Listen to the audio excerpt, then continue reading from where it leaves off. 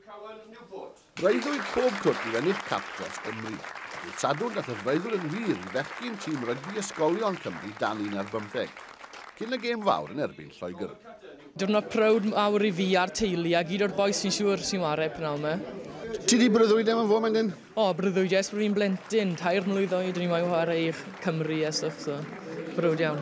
Mae'n just mor prowd, ddim yn gallu dweud y geiriau. Gyda bod yn aros am y dydd hyn am 2 blynedd, wel, am gyd fy mywyd. Just ddim yn gallu dweud fel mor prowd fi yn.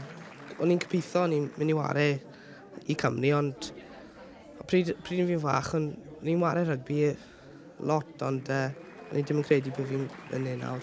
O, diwrnod arbennig o bwysig, a maen nhw wedi gweithio mor galed am y diwrnod hyn, dros y misio ten. Maen nhw wedi bod â cwrses, maen nhw wedi gweithio yn galed. A'r bois wedi hyfforddi nhw, maen nhw wedi gweithio mor galed ar plant. Pa bod yn bwysig i fe bod plant 11 yn cael cap dros Gymru? Wel, mae'n bwysig iawn, nid dim ond i'r plentyn sy'n cael y cap, ond beth mae'r cap yna yn gallu gwneud i'r reina sydd ddim yn cael e. Maen nhw i gyd yn gweithio mor galed i gyrraedd y safon yna. Achos mae'n rhaid i gofio mewn ffordd, am bob plentyn sy'n cael cap, mae 2 neu 3 arall bron yn yr un safon.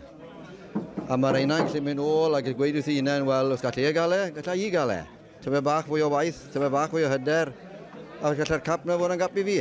O ti di breuddwyd am yn fo, Mendyn, ti'n bod? O, yn sawl gwaith. So'n ifanc brwyddwyd wrth i wario Gymru, a mae wedi cael ei wneud, so edrych mlaen o brawn yna.